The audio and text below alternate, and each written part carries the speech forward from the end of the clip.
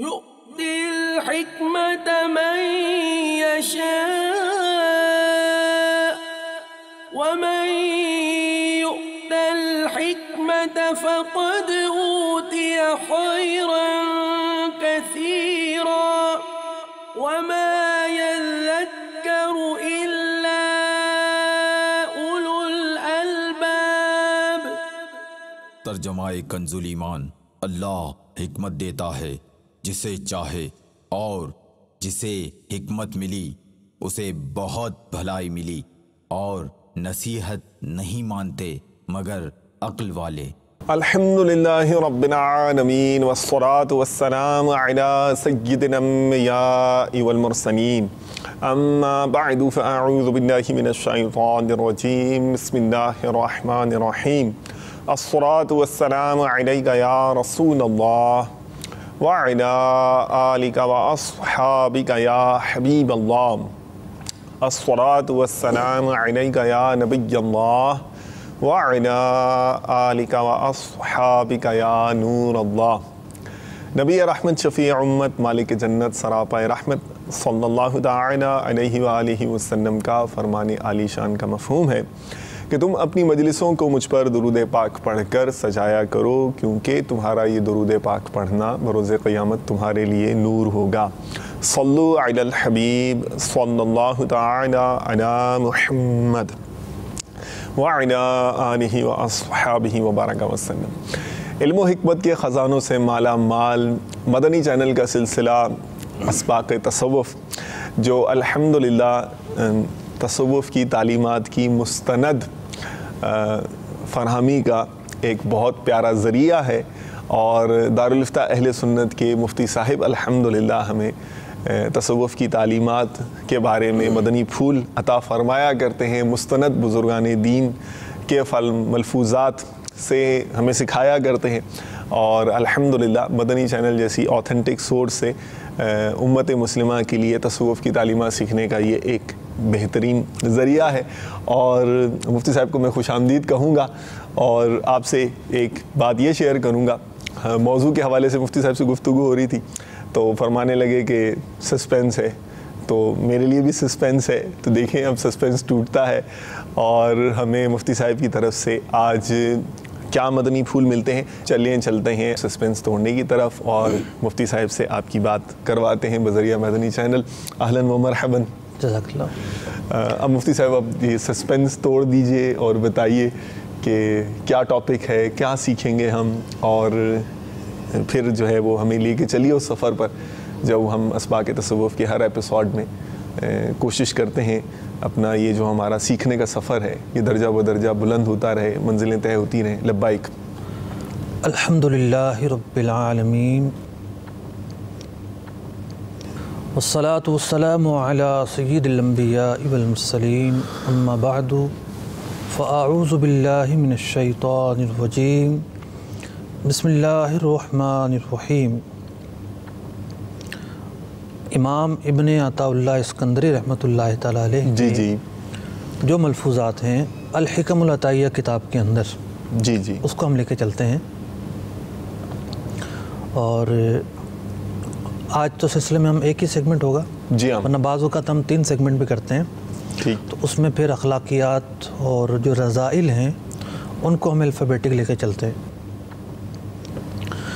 تو ان کا جو مقولہ یا ملفوظ نمبر ہے 87 جی آپ فرماتے ہیں جل ربنا ان یعاملہ العبد نقدا فیجازیہ نصیعتا۔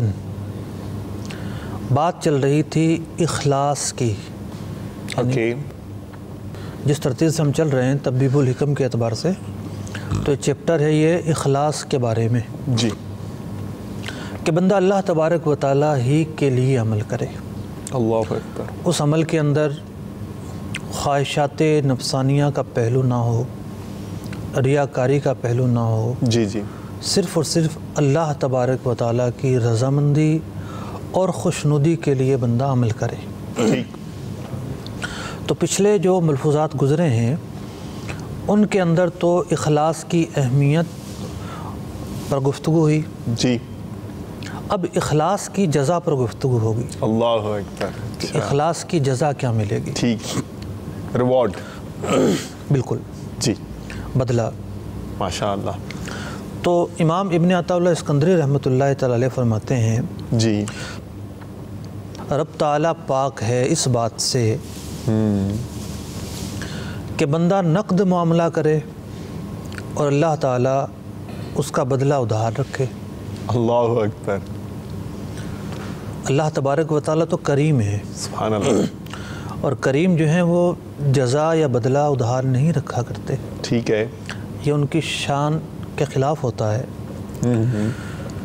تو ایک ابھار رہے ہیں کہ دیکھیں اعمال کا جو بدلہ ہے وہ کتنا عظیم ہے. اللہ اکبر. کہ بندہ عمل کرتا نہیں اور بدلہ شروع ہو جاتا ہے. اللہ اللہ اس اللہ. پر جزا شروع ہو جاتی ہے. امام احمد زروق رحمۃ اللہ تعالی علیہ ہیں بہت ہی جلیل القدر جی ہاں. عارف باللہ گزرے ہیں اور الحکم العطائیہ پر انہوں نے 30 شروحات لکھی ہیں. صرف اس کتاب کی 30 شروحات. 30 شروحات. ماشاء اللہ. جبکہ خود بہت بڑا نام ہے ان کا. ان کو جو نام ملا ہے علماء نے لکھا وہ اس کتاب کی خدمت کی وجہ سے ملا ہے. اللہ اکبر. اچھا ہے. Quite interesting. ماشاء اللہ. تو وہ فرماتے ہیں کہ اللہ تبارک و تعالیٰ کے جو بدلے ہیں جی جی. اللہ تعالیٰ جو جزا دیتا ہے بندوں کو وہ 3 قسم کے ہیں. اللہ اللہ. ایک یہ ہے کہ بندے کے عمل سے پہلے ہی جزا مل جاتی ہے. سبحان اللہ. بندے کے عمل سے پہلے پہلے مل جاتی ہے. کیا بات ہے. اور ایک یہ ہے کہ عمل کے ساتھ ساتھ مل رہی ہوتی ہے. ٹھیک ہے.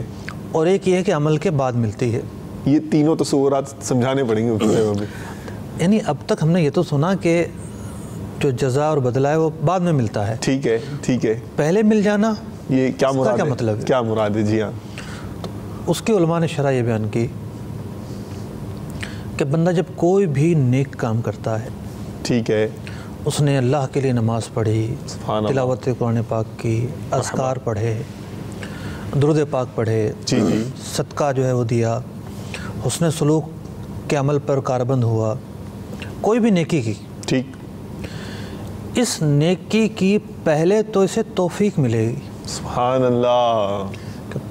لوگ جو ہے وہ برائیوں میں مبتلا ہیں. صحیح. توجہ الی الخیر ہو ہی نہیں رہی. ٹھیک ہے. توفیق نام ہے توجہ الی الخیر کا. مدینہ مدینہ. کہ بندے کی توجہ خیر کی طرف ہو جائے, نیکی کی طرف ہو جائے, بھلائی کی طرف ہو جائے. مدینہ مدینہ.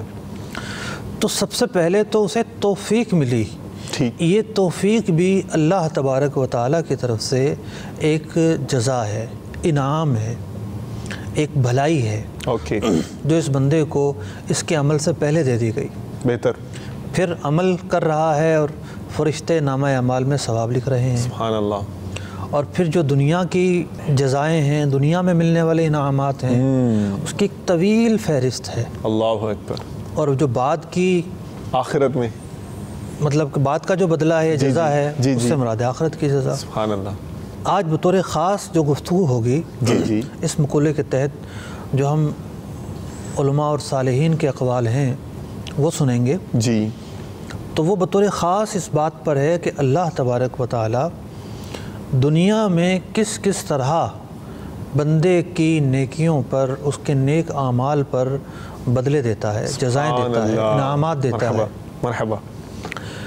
علامہ سندھی رحمۃ اللہ تعالی علیہ لکھتے ہیں جی, اس مقولے کے تحت, کیا تو نہیں دیکھتا کہ اللہ تبارک و تعالی عبادت گزاروں کے قلوب کو اپنے انوار سے منور فرماتا ہے. سبحان اللہ. ان کے سینوں کو اپنے اسرار سے بھرتا ہے. وہ سکون انہیں عطا فرماتا ہے جو انہیں قرار بخشتا ہے.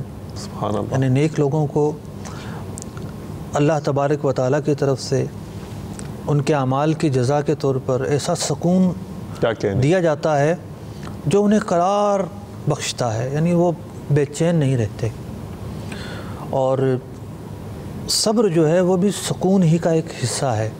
مرحبا. جب بندہ سکون اور اطمینان کی کیفیت میں ہوگا تو صبر پر بھی کاربند ہوگا. جی جی. فرمایا عبادت کے بدلے میں یا عبادت گزاروں کو اللہ تبارک و تعالیٰ جو عنایات عطا فرماتا ہے، جی جی، عبادت کا نور ان کے چہروں پر ظاہر فرماتا ہے، کیا کہنے، مشکل امور آسان فرماتا ہے، لوگوں کے دلوں میں محبت پیدا فرماتا ہے، یہاں تک کہ لوگ اللہ کے اس بندے کی تعریف کرنے لگتے ہیں، ان کے دلوں میں محبت آتی ہے، ان کے بارے میں اگر کچھ کہتے ہیں تو کلمہ خیر کہتے ہیں، مرحبا، کوئی کلمہ شر نہیں کہتے، مرحبا، اور دشمن کے دلوں میں اللہ تبارک و تعالی ہیبت پیدا فرماتا ہے، مرحبا، مرحبا، آخرت میں وہ جزا عطا فرمائے گا نہ کسی آنکھ نے دیکھا، نہ کانوں نے سنا، نہ بشر کے دل پر اس نعمت کے بارے میں گمان تک گزرا، مرحبا، یہ آخرت کی نعمتیں ہوں گی، ماشاءاللہ۔ یعنی سب وہی بات ہوئی نا کہ یعنی دنیا میں بھی اس پر وہ نعمتوں کی بارش ہے، نعمتوں کی بارش ہے، اور آخرت میں تو اللہ کے کرم سے نوازشات تو ہیں ہی ہیں، ماشاءاللہ، مرحبا۔ تو امام احمد زروق رحمۃ اللہ تعالی علیہ اپنی کتاب الفتوحات الربانیہ فی حل الفاظ الحکم العطیہ میں فرماتے ہیں کہ اللہ تبارک و تعالیٰ کی شان یہ ہے کہ وہ جلدی جزا عطا فرماتا ہے، اور اس کی 3 حکمتیں انہوں نے بیان فرمائی۔ پہلی حکمت یہ بیان فرمائی، اللہ تبارک و تعالیٰ کریم ہے، کریم کی یہ شان ہوتی ہے کہ وہ اجر جزیل عطا فرمائے، اجر جزیل کہتے ہیں بکثرت، اجرن جزیلہ، دو میں الفاظ آئے ہیں کہ بہت زیادہ اجر عطا فرمائے، ٹھیک، اور زیادہ اجر کا تقاضا یہ ہے کہ وہ اجر جلدی دیا جائے، یعنی وہ ہم دنیا میں دیکھتے ہیں نا کہ جب طالب علم امتحان دے آتا ہے، جی جی، پھر اسے رزلٹ کی بڑی جلدی ہوتی ہے، ہاں، نکل آئے بس کسی طرح، کیا رزلٹ آیا، کیا آیا، مجھے ثمرہ کیا ملا، ٹھیک ہے، تو رزلٹ لیٹ ہونے سے اس کے جو وہ ہیں جو ایک خوشی کے مسرت کے لمحات ہیں وہ ٹھنڈے پڑنا شروع ہو جاتے ہیں، صحیح، دنیا میں ہم یہ دیکھتے ہیں۔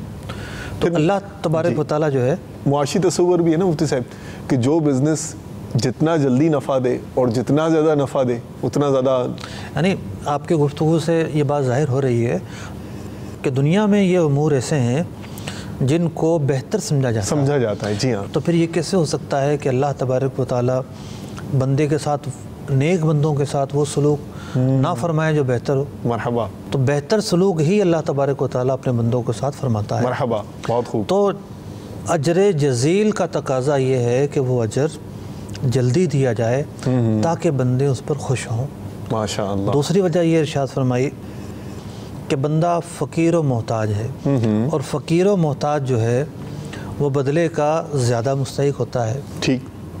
تیسری وجہ یہ ارشاد فرمائی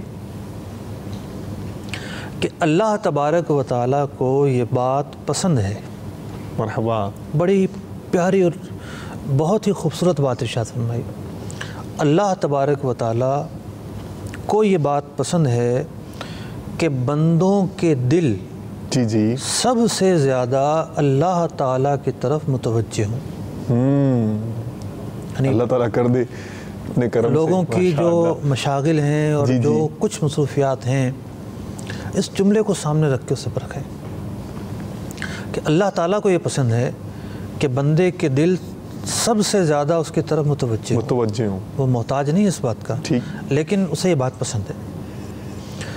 تو اللہ تبارک و تعالیٰ نیک لوگوں کو جزائیں جلدی جلدی دیتا ہے، مرحبا، مرحبا، تاکہ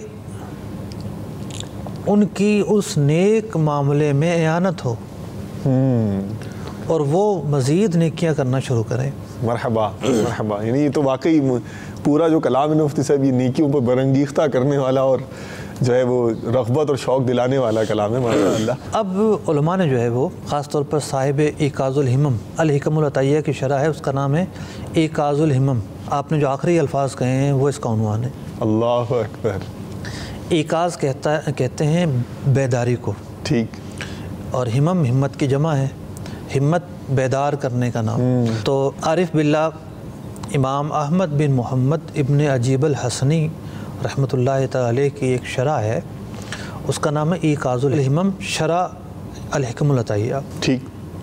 وہ اس کے تحت لکھتے ہیں، کچھ جو ہیں وہ وجوہات انہوں نے بیان فرمائی، کچھ اور علماء نے بیان فرمائی، ٹھیک، کہ اللہ تبارک و تعالیٰ اپنے بندے کو اس کے اعمال کی بنا پر، اس جو اعمال صالحات ہیں، جو اس کا نیکیاں ہیں، جو اس کی سوچ ہے اچھی سوچ اور اطاعت کے مطابق زندگی گزارنا، تو دنیا میں اللہ تبارک و تعالیٰ اسے کیا کیا جزائیں عطا فرمائے گا۔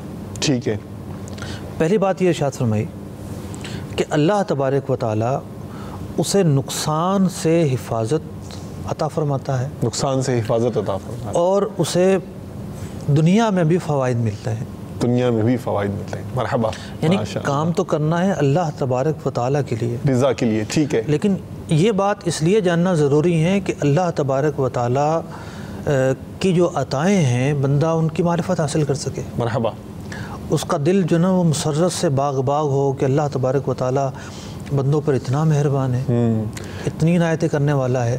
پھر یہ عنایتیں اور جو شوق ہیں جب اس طرف توجہ کرنے سے اللہ تبارک و تعالیٰ کی محبت میں بھی اضافہ ہونے کا ظاہر ہے کہ اچھا خاصا چانس ہے۔ تو اللہ تبارک و تعالیٰ سورہ اعراف میں ارشاد فرماتا ہے وَهُوَ يَتَوَلَّى الصَّالِحِينَ، اور اللہ تعالیٰ نیک لوگوں کو دوست رکھتا ہے۔ مرحبا، تو خزائن العرفان میں اس کی کچھ تفصیل یوں بیان فرمائی جی جی، کہ نیک لوگوں کا حافظ اور ناصر ہے، اس پر بھروسہ رکھنے والوں کو مشرکین وغیرہ کا کیا اندیشہ، اللہ اللہ، اور تم اور تمہارے معبود مجھے نقصان نہیں پہنچا سکتے، یعنی پیچھے سے جو ربط گزر رہا ہے اس کے مطابق یہ ارشاد ہوا۔ سورہ طلاق میں اللہ تبارک و تعالیٰ ارشاد فرماتا ہے وَمَن يَتَّقِ اللَّهَ يَجْعَل لَّهُ مَخْرَجًا، جو اللہ سے ڈرے اللہ تعالیٰ اس کے لیے راستے کشادہ فرما دیتا ہے، سبحان اللہ، وَيَرْزُقْهُ مِنْ حَيْثُ لَا يَحْتَسِبُ، اللہ اللہ، وہاں سے دیتا ہے جو اس کے گمان میں بھی نہیں کیا ہوتا۔ کہنے، پہلی آیت نقصان سے بچانے کی، جس کا اللہ تعالیٰ مددگار ہو، صحیح، جس کا اللہ تبارک و تعالیٰ جو ہے وہ یعنی یہ کہا جائے کہ یہ اللہ کا دوست ہے، نقصان کیسے پہنچے گا۔ اللہ اللہ، دوسری جو آیت ہے خاص طور پر فوائد کے تعلق سے ہے کہ جب بندہ دل میں اللہ کا خوف لے کر آتا ہے، پرہیزگاری اختیار کرتا ہے، جس کے حرام کو چھوڑتا ہے، تو ایک ایسا مرحلہ آتا ہے کہ وہ سوچتا ہے کہ میرا کیا ہوگا، میرے رزق کا کیا ہوگا، میرے جو فیوچر پلان ہے اس کا کیا ہوگا، بچوں کی تعلیم کا کیا ہوگا۔ لیکن جب وہ اللہ کے ڈر کی وجہ سے شریعت پر عمل کرتا ہے، کیا کہنے، حرام کو چھوڑتا ہے، غیر شرعی امور کو ترک کر دیتا ہے، تو پھر اللہ تبارک و تعالیٰ راستے کشادہ فرماتا ہے۔ مرحبا، تو یہ سوچ مل جائے کہ اللہ تبارک و تعالیٰ پر جب بھروسہ کر لیا تو اب وہ ضرور راستے کھولے گا، اس نے وعدہ فرمایا۔ ایک اور آیت میں ارشاد ہوتا ہے، سورہ انفال کی آیت ہے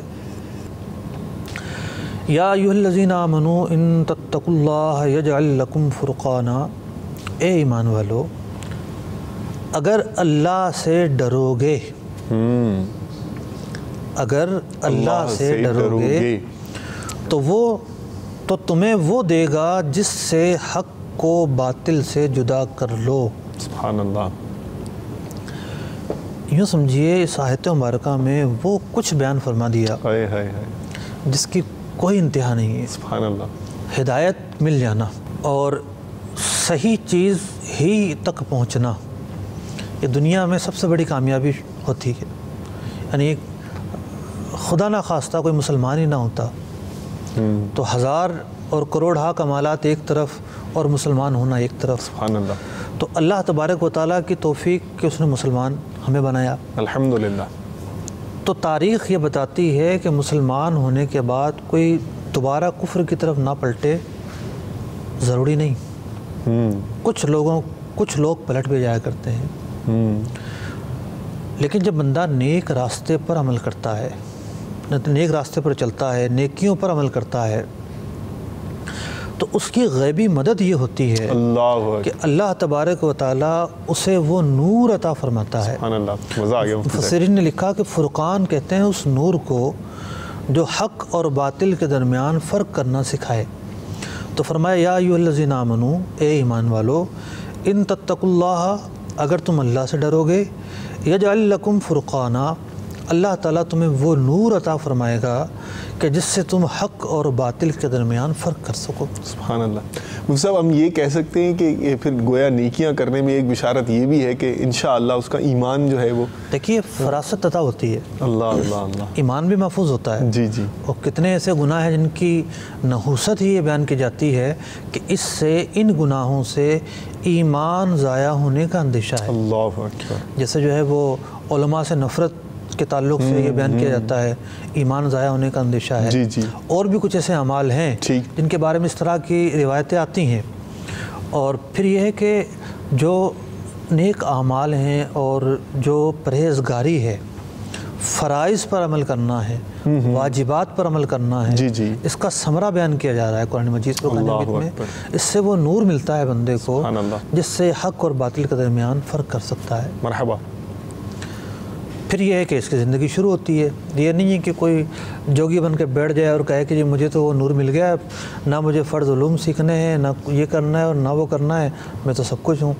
یہ نہیں ہے۔ یہ سب کچھ کرنے والا اس مرتبے پر ہی نہیں پہنچے گا جسے نور ملے۔ ٹھیک ہے، صحیح ہے۔ نور ملے گا ان لوگوں کو کہ جو شریعت پر کاربند رہتے ہوئے زندگی گزاریں گے۔ مرحبا۔ سورہ بقرہ میں ارشاد ہوا وَاتَّقُوا اللَّهَ وَيُعَلِّمُكُمُ اللَّهُ، اللہ سے ڈرو، اللہ تعالیٰ تمہیں سکھائے گا۔ یعنی جو اللہ سے ڈرے گا اس کا ثمرہ یہ ملے گا، اللہ تبارک و تعالیٰ اسے اور علم عطا فرمائے گا۔ کیا کہنے۔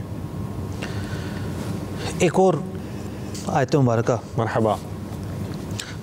سورہ بقرہ میں اللہ تبارک و تعالیٰ ارشاد فرماتا ہے اللہ ولی الذین آمنوا یخرجہم من الظلمات الی النور، اللہ تبارک و تعالیٰ ولی ہے، مددگار ہے ایمان والوں کا۔ یخرجہم، اللہ تعالیٰ انہیں نکالتا ہے اندھیروں سے، سبحان اللہ، نور کی طرف، نور کی طرف داخل فرماتا ہے نور میں۔ نور کی طرف۔ ایک تو یہ کہ عالم ارواح میں جب اللہ تبارک و تعالیٰ نے اپنی وحدانیت کا اقرار لیا تو مسلمانوں کی روحوں نے اللہ تبارک و تعالیٰ کی وحدانیت پر لبیک کہا، تو اللہ تبارک و تعالیٰ نے انہیں ظلمت سے نکال کر نور میں داخل فرمایا۔ مرحبا۔ پھر یہ ہے کہ ظلمت اور نور جو ہیں، جی جی، یہ دو بہت ہی وسیع مفہوم رکھنے والے الفاظ ہیں۔ ٹھیک ہے۔ اب ایک مسلمان ہے جی جی، لیکن اسے کچھ بھی نہیں پتہ، ٹھیک ہے، اسے حلال و حرام کا نہیں پتہ، اسے اچھائی اور برائی کی تمیز نہیں پتہ، اسے نماز نہیں پڑھنا آتی، اسے قرآن نہیں پڑھنا آتا، اسے معنی اور مفہوم کی تمیز نہیں ہے، صحیح، تو کیا ہے وہ اندھیروں میں ہے۔ ٹھیک۔ مجھے ایک واقعہ یاد آ رہا ہے، مفتی جلال الدین امجدی رحمۃ اللہ تعالی علیہ، مرحبا، پاک و ہند کے بہت بڑے فقی گزرے ہیں، بے شک، فتاوی فقیہ ملت، فتاوی فیض رسول، بزرگوں کے عقائد، الحمدللہ، خطبات محرم، یہ جلیل القدر کتابیں ان کا چھوڑا ہوا ماشاء اللہ، مطلب کہ ایک انعام ہے، سرمایہ ہے اور انعام ہے۔ یہ مزدوری کرنے اپنے گاؤں سے آئے، صحیح، دن میں مزدوری کرتے تھے اور شام میں جو ہے وہ قبلہ ارشد القادری رحمۃ اللہ تعالی علیہ کے پاس پڑھا کرتے تھے۔ ٹھیک۔ ہاتھ تنگ تھا اور جو بھی ذریعہ روزگار تھا تو اس سے گزارا نہیں ہو رہا تھا۔ صحیح۔ تو کسی نے مشورہ دیا کسی اور شہر چلتے ہیں تو وہاں جا کر ذرا اچھا روزگار مل جائے گا۔ سوچا کہ پڑھائی کا کیا ہوگا، اللہ اکبر، اور اگر استاد محترم سے بات کی تو وہ تو بہت رنجیدہ ہوں گے، اللہ اکبر، کبھی اجازت نہیں دیں گے۔ اللہ اکبر، قربان۔ سامان باندھا اور شاید یہ پلیٹ فارم تک چلے گئے، پھر رہا نہیں گیا کہ نہیں پہلے اجازت لے لوں، استاد صاحب سے، استاد صاحب سے اجازت لے لوں۔ ایک تعظیم تھی جی ہاں، استاد کے تعلق سے، اور یہ الحمدللہ علماء کا خاصہ رہا ہے یہ اسٹوڈنٹ ٹیچر ریلیشن شپ، اور ان کی رنجیدگی کا احساس تھا۔ جی ہاں، جی ہاں۔ تو جب واپس گئے تو سمجھایا کہ نہیں بیٹا اس طرح کے دن آتے رہتے ہیں زندگی میں، ٹھیک گزارا کریں. مرحبا. بہرحال ارادہ ترک فرما دیا. فرماتے ہیں کہ اگر خدا نہ خواستہ میں چلا جاتا اللہ اکبر تو جہالت کے گپ اندھیرے شاید میرا مقدر ہوتے. اللہ اکبر. اللہ تبارک و تعالیٰ کا شکر ہے کہ اس نے ان اندھیروں سے نکال کے مجھے نور علم سے جو ہے وہ منور فرمایا. مرحبا.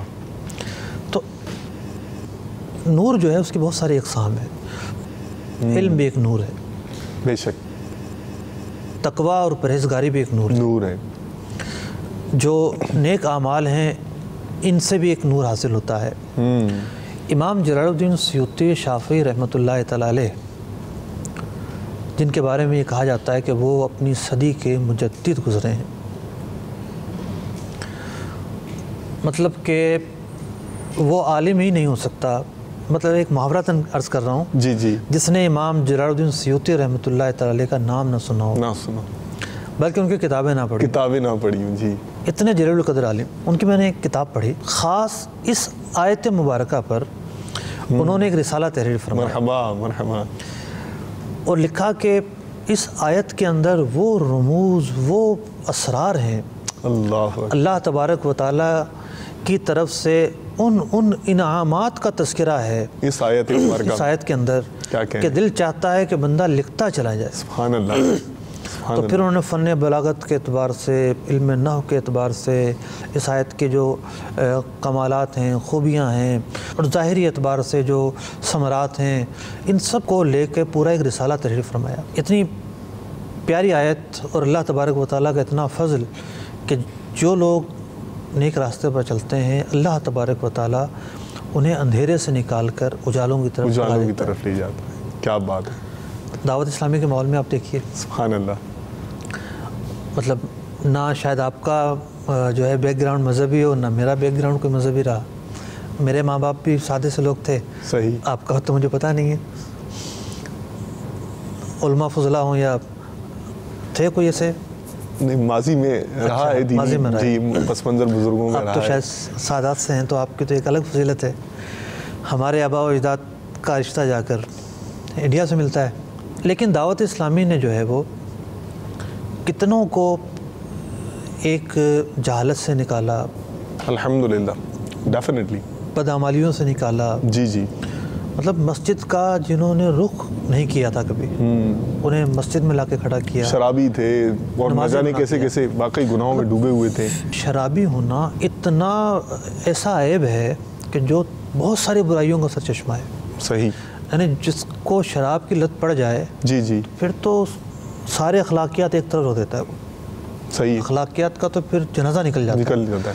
تو شرابی شراب کو چھوڑ کر, نشے کو چھوڑ کر, عیاشیوں کو چھوڑ کر نیک راستے پر آ جائے. اللہ اکبر. یہ بلا شبہ اللہ تبارک و تعالیٰ کا فضل ہے. سبحان اللہ. اس کے علاوہ بھی جو ہے وہ ایک جو ہے وہ صلہ یہ بیان فرمایا علماء نے کہ جب بندہ نیک راستے پر چلتا ہے تو اللہ تبارک و تعالیٰ اسے پاکیزہ زندگی عطا فرماتا ہے.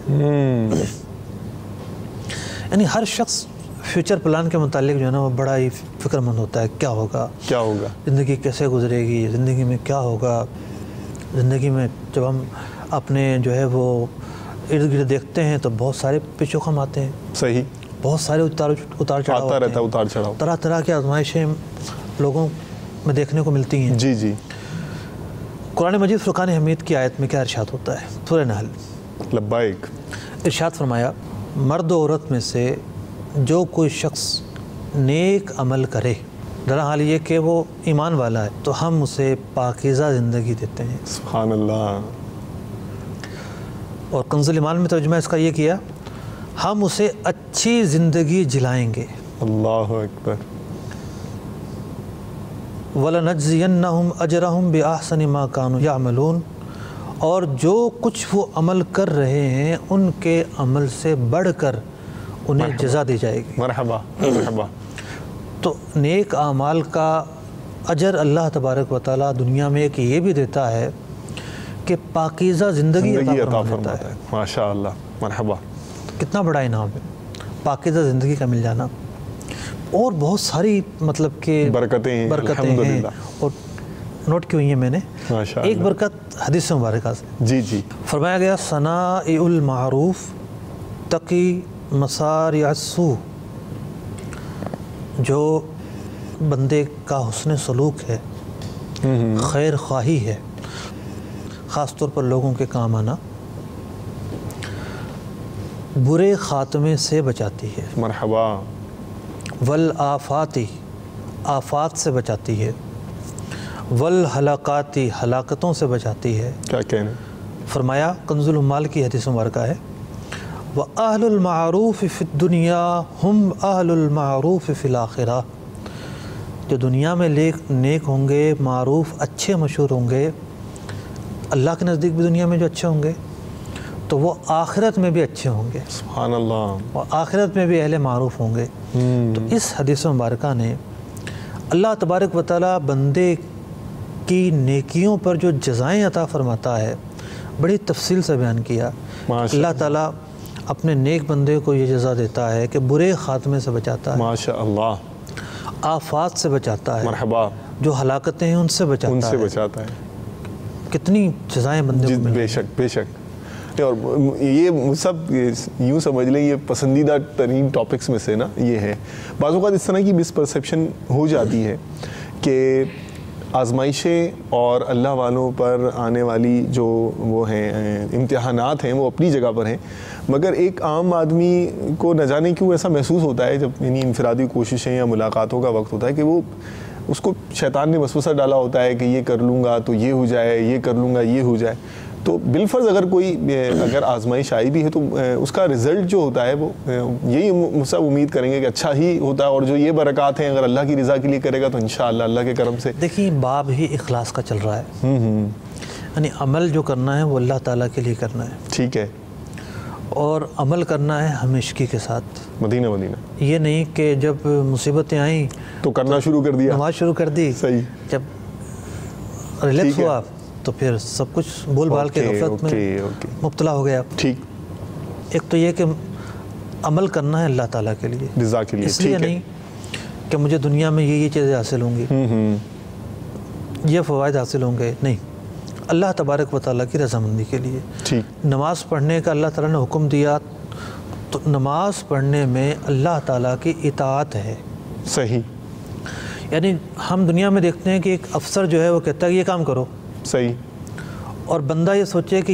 یہ جو افسر ہے مجھ سے جو ہے وہ لطف و اکرام فرمائے گا، میں نہیں کروں گا جب بھی یہ فرمائے گا۔ تو دنیا میں یہ سوچنا چاہیے کہ میں نافرمانی کر رہا ہوں اس کی، تو میں اس سے کیا توقع رکھوں گا، لیکن یہ تو دنیا کی مثال تھی۔ ٹھیک ہے، اللہ تبارک و تعالیٰ تو سب کو نوازتا ہے، اللہ اللہ، اس کی رحمت کا کوئی ٹھکانہ نہیں، سبحان اللہ، کوئی حد نہیں ہے، کوئی انتہا نہیں ہے، وہ کریم ہے جسے چاہے بخش دے۔ جی، یعنی وہ لوگ بھی ہیں کہ کفر کی زندگی سے حالت ایمان پر آئے، ایک نماز بھی نہیں پڑھی اور جنت میں داخل ہو گئے، سبحان اللہ، مطلب شہید ہوئے لڑتے لڑتے جنگ میں، موقع ہی نہیں ملا نماز پڑھنے کو، شہید ہو گئے۔ اللہ تبارک و تعالیٰ کی رحمت پر بھی نگاہ رکھنی ہے، ٹھیک ہے، اور اس نے جو وعیدیں ارشاد فرمائی ہیں، جی جی، جو سزائیں بیان فرمائی ہیں، جی جی، اللہ تعالیٰ نے ہی بیان فرمائی ہیں۔ مرحبا، لوگ کہہ دیا کرتے ہیں جی مولویوں کا کام تو صرف ڈرانا ہے، نہیں، ڈر اگر ہم اپنے طرف سے بیان کر کے بتائیں تو ہمیں الزام دینا، ہم تو قرآن و حدیث بتاتے ہیں۔ ٹھیک، تو شریعت کا فلسفہ یہ ہے کہ اللہ تبارک و تعالیٰ کی اطاعت بھی کی جائے، صحیح، اور جن چیزوں سے منع کیا ہے ان سے بچا بھی جائے۔ ٹھیک، اب کچھ لوگ وہ ہوتے ہیں اطاعت بھی کرتے ہیں اور جن سے منع کیا ان میں مبتلا رہتے ہیں، تو وہ اپنی زندگی کا جائزہ لے لیں، صحیح، یعنی نماز بھی پڑھیں گے، روزے بھی رکھیں گے، زکوٰۃ نہیں دیں گے، صحیح، زکوٰۃ دے دیں گے، حج نہیں کریں گے، حج بھی کر لیں گے اور فرائض و واجبات پر عمل نہیں کریں گے۔ تو پہلے تو ہم یہ دیکھیں کہ ہماری زندگی میں ہم شریعت پر کتنا عمل کرتے ہیں۔ اوکے، پھر اگلی بات یہ ہے کہ جو شریعت کی تعلیمات ہیں اس میں اخلاقیات کا ایک پورا فلسفہ ہے۔ ٹھیک، اگر بندے کو تکلیف ہی نہ پہنچے تو صبر کے فضائل کیوں بیان کیے جائیں؟ اللہ اللہ اللہ، تکالیف پہنچنی ہے، صحیح، آزمائشیں آنی ہیں، اب بندے نے اس پر ثابت قدم رہنا ہے۔ یعنی انبیاء علیہم السلام شہید تک کیے گئے، جی جی، انبیاء علیہم السلام سالہ سال لوگ انہیں اذیتیں پہنچاتے رہے. ٹھیک. واقعہ کربلا کیا کوئی مسلمان اس سے واقف نہیں؟ ایسا ہو نہیں سکتا. ٹھیک. کون مسلمان جو واقف نہ ہو؟ صحیح. تو کتنی آزمائشیں تھیں. یہ سب چیزیں آنی ہیں. جی جی. کسی کی بھی زندگی میں بھی آ سکتی ہیں. ٹھیک. تو اب بندہ جو ہے وہ اس پر ثابت قدم رہے, صبر کا مظاہرہ کرے, صبر کا مظاہرہ کرے, اللہ تبارک و تعالیٰ سے شکوہ نہ کرے. ہم یہ دیکھتے ہیں کہ بعض لوگ بے صبری کے اندر کلمہ کفر تک بک دیتے ہیں, یا وہ افعال کرتے ہیں جو مقام رضا کے خلاف ہیں, صبر پر ثابت قدمی کے خلاف ہیں, تو وہ اپنے امتحان میں فیل ہو جاتے ہیں. اللہ اکبر. ہاں یہ ہے امتحان میں فیل ہو جاتے ہیں. یوں سمجھیں کسی کا ایکسیڈنٹ ہو جائے جی جی, اور اس کی ٹانگ ٹوٹ گئی ہے. ٹھیک ہے. اور یہ ڈاکٹر کو کہے کہ اس سے ہاتھ بھی نہ لگاؤ. مطلب ڈاکٹر اسے ہاتھ لگائے گا, اس کو بٹھائے گا, اور بڑھے گی. صحیح ہے, اور بڑھے گی تکلیف. ٹھیک ہے. تو اس مقام پر تکلیف کا جو بڑھنا ہے وہ ہڈی بٹھانے کے لیے صحیح ہے, وہ رہے گا. صحیح ہے. جب یہ تکلیف برداشت کر لے گا تو پھر اسے وہ سکون ملے گا کہ خوشی خوشی ہوگی. مدینہ مدینہ. تو یہ تو دنیا کی ایک مثال تھی. ٹھیک. تو قرآن و حدیث نے جو تکالیف کے تعلق سے مضامین بیان کیے ہیں ان کا خلاصہ بھی یہی ہے کہ وقتی طور پر جو آزمائشیں آتی ہیں وہ تکلیف پر مشتمل ہوتی ہیں. کوئی رزق کی تنگی کا شکار کیا جاتا ہے, کوئی جو ہے وہ بیماری کا شکار کیا جاتا ہے, کسی کو جو ہے وہ ذلت ملتی ہے, کسی کو رسوائی ملتی ہے, کسی کو اولاد کی نافرمانی ملتی ہے. طرح طرح کی مصیبتیں. دنیا میں کوئی بھی سخی نہیں ہوگا. صحیح. مطلب سخی ہونا کوئی انعام ہو تو سخی ہونا. جب نیک لوگوں کے ساتھ, نیک لوگوں کے ساتھ صبر کے مواقع آنا لازم ہے. اللہ اللہ. انہیں صبر کے مواقع ملیں گے, تکالیف آئیں گے تو صبر کے مواقع ملیں گے نا. صحیح. اگلا مقولہ. جی جی. امام ابن عطا اللہ اسکندری رحمۃ اللہ تعالی علیہ اس کے اگلے مقولے میں بڑی پیاری بات ارشاد فرماتے ہیں. کفا من جزائہ ایاک علی الطاعۃ ان رضیک لہا اہلا. آخر میں جو آپ نے خاص طور پر بات کی کہ لوگوں کی کنفیوژن ہوتی ہے, ہم نیک اعمال کرتے ہیں, ہمیں یہ نہیں ملتا اور ہمیں وہ نہیں ملتا. امام ابن عطا اللہ اسکندری رحمۃ اللہ تعالی علیہ فرماتے ہیں, اے بندے, اللہ اکبر, مطلب بات کرنے کا مقصد یہ ہے کہ اے بندے تو اپنے اصل پر غور کر. ایک ناپاک نطفے سے تجھے پیدا کیا گیا ہے. کچھ وہ لوگ بھی تو ہیں جو اسفل السافلین ہیں, اللہ اکبر. کچھ وہ لوگ بھی تو ہیں جو ایمان سے محروم ہیں. کفا من جزائہ ایاک, بات ہو رہی ہے اللہ تبارک و تعالی بندے کو جزائیں عطا فرماتا ہے, بدلے عطا فرماتا ہے, اجر جزیل عطا فرماتا ہے اور جلدی اجر عطا فرماتا ہے. تو فرمایا کیا یہ اللہ کی طرف سے جزا کافی نہیں ہے کہ اس نے تجھے نیکیوں کی توفیق بخشی؟ کیا یہ کافی نہیں ہے تیرے لیے؟ اس کی وجہ سے جو ہے وہ جب بندہ نیک راستے پر چلتا ہے تو وہ اللہ تعالیٰ کا قرب حاصل کرتا ہے. سبحان اللہ. دنیا میں کوئی انعام نہ ملے, ایک مثال کے طور پر آخرت میں کوئی انعام نہ ملے, لیکن اللہ تعالیٰ خوش ہو جائے. اللہ اللہ اللہ. تو اللہ تعالیٰ نے جو تجھے توفیق بخشی ہے نیک کام کرنے کی, کیا تیرے لیے یہ کافی نہیں ہے؟ یعنی یہ بھی اتنا بڑا انعام ہے, اتنا بڑا ہمیں انعام سمجھانے. ماشاء اللہ. لوگ ہم تو اتنے حج کر چکے ہیں جناب, پھر بھی یہ مسائل ہیں. ہم تو یہ کام کرتے ہیں, پھر بھی یہ مسائل ہیں. تو ان لوگوں پر چوٹ ہے بطور خاص. قرآن مجید فرقان حمید کی ایک آیت مبارکہ سورہ نور میں ارشاد ہوتا ہے, وَلَوْلَا فَضْلُ اللَّهِ عَلَيْكُمْ وَرَحْمَتُهُ مَا زَكَى مِنْكُمْ مِنْ أَحَدٍ أَبَدًا. اگر اللہ کا فضل اور اس کی رحمت تم پر نہ ہوتی, تم میں سے کوئی بھی کبھی ستھرا نہ ہو سکتا. اللہ اکبر. یعنی کون اپنے آپ کو برا کہے گا؟ ہر ایک اپنے اندر بہت سارے اوصاف کا مالک ہوتا ہے, تصور کرتا ہے کہ میرے اندر یہ کمال بھی ہے اور یہ نیکی کا حامل بھی ہوں میں, اور میں یہ نیک کام بھی کرتا ہوں, تو میں یہ بھی کرتا ہوں. کیا فرمایا جا رہا ہے؟ لولا فضل اللہ علیکم, اللہ کا اگر فضل نہ ہوتا اللہ ورحمتہ اس کی رحمت شامل حال نہ ہوتی ما زکا منکم من احد ابدا تو کبھی بھی کوئی بھی شخص ستھرا نہیں ہو سکتا تھا. صحیح. تو جو کچھ بھی ہے یہ اللہ تبارک و تعالیٰ کا عطا کرتا ہے. ماشاء اللہ. اب دیکھیے صوفیہ کے کلام کو دیکھیے اللہ اللہ اللہ کہ وہ ہم نے سوائے قرآن و حدیث کے کوئی حوالہ بیان نہیں کیا. جی ہاں جی ہاں. حدیث بھی ایک بیان کی ہیں زیادہ تر قرآن پاک کی آیات. کتنی گہرائی پر مشتمل ان کے کلام ہوتے ہیں بے شک. اور کتنی جو ہے وہ قرآن و حدیث کے خلاصے کے طور پر وہ کلام ارشاد فرماتے ہیں. جی.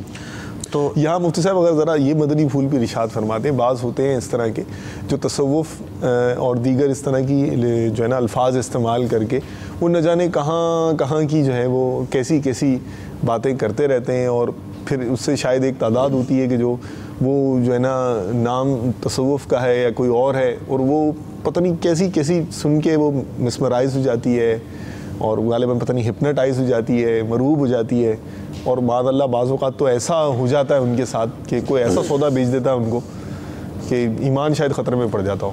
اصل میں میں نے شروع میں عرض کیا تھا کہ تصوف کے بہت سارے گوشے ہیں. جی جی. تو جو ایک قلت مطالعہ کے پیش نظر جو کچھ میں سمجھ پایا تھا وہ میں نے عرض کیا تھا. اتفاق سے یہ کتاب پچھلے ہفتے ہی آئی ہے. اللہ اللہ. میں نے میرے پاس فتوحات الرحمانیہ فی حل الفاظی الحکم العطائیہ امام احمد زروق رحمۃ اللہ تعالیٰ علیہ کی شرح. جی مرحبا مرحبا. اس کے مقدمے کے اندر تقریباً وہی باتیں بیان کی گئیں. ماشاء اللہ. کہ تصوف کی یہ اقسام ہوتی ہیں. ٹھیک. ہم انشاءاللہ العزیز اگلے سلسلے میں جو ہے وہ اس بات کو تفصیل سے بیان کریں گے کہ تصوف کی اقسام ہوتی کتنی ہیں اور پھر ان اقسام کی روشنی میں غلطی کہاں ہو رہی ہے. صحیح. یہ جو سوچ بنی ہے جو آپ نے سوال کیا ہے جی اس سوچ کے حوالے سے غلطی کہاں ہو رہی ہے. اچھا میں ایک بات عرض کرتا چلوں آخر میں. ہم نے وہ حدیث عائشہ رضی اللہ تعالیٰ عنہ کے حوالے سے جی جو ہمارا اسباق تصوف کا آخری سلسلہ ہوا تھا اس سے پہلے تفصیل سے کلام کیا تھا. ٹھیک. اور میں نے عرض کیا تھا کہ یہ حدیث بخاری شریف میں 3 جگہ پر ہے. ٹھیک. تو وہ تھوڑی سی وہاں غلطی ہوئی تھی. بخاری شریف میں 2 جگہ پر ہے. اوکے. اور حدیث کی کتابوں میں درجنوں مقامات پر ہے. ٹھیک. لیکن میں اس کو جا کے ری چیک کیا تو میں نے دیکھا کہ بخاری شریف میں یہ حدیث 2 جگہ. ٹھیک. جزاک اللہ خیر. بہت شکریہ مفتی صاحب آپ نے اتنے پیارے مدنی پھول عطا فرمائے اور قرآن و حدیث کے وہ چنے ہوئے موتی یہی میرے ذہن میں آ رہا تھا الحمدللہ. اور بزرگان دین کے ملفوظ کہ جو چنے ہوئے موتی ہیں الحمدللہ اس سے مالا مال مدنی پھول ہمیں لوٹنے کو ملے. اور الحمدللہ انشاءاللہ عز و جل مدنی چینل کا یہ سلسلہ اسباق تصوف اسی طرح مستند معلومات عوام تک امت مسلمہ تک پہنچانے کی صحیح کرتا رہے گا. آپ بھی دل جما کر ذوق اور شوق کے ساتھ مدنی چینل سے وابستہ رہیے اور مستند معلومات سے اپنے دل کو سجاتے رہیے منور کرتے رہیے. اللہ تبارک و تعالیٰ عز و جل سے اچھے کاموں پر اچھی چیزوں پر عمل کرنے کی توفیق کا سوال کرتے رہیے. اللہ تبارک و تعالیٰ عز و جل ہمیں بھی یہ توفیق رفیق عطا فرمائے. انشاءاللہ نیکسٹ ایپیسوڈ میں اگلے حصے میں مزید مدنی پھولوں کے ساتھ حاضر ہوں گے. اجازت چاہتے ہیں. جزاکم اللہ خیرا و احسن الجزاء. صلو علی الحبیب صلی اللہ تعالی علی محمد. يؤتي الحكمة من يشاء ومن يؤت الحكمة فقد أوتي خيرا كثيرا وما يذكر إلا أولو الألباب. ترجمہ کنز ایمان. اللہ حکمت دیتا ہے جسے چاہے اور جسے حکمت ملی اسے بہت بھلائی ملی اور نصیحت نہیں مانتے مگر عقل والے.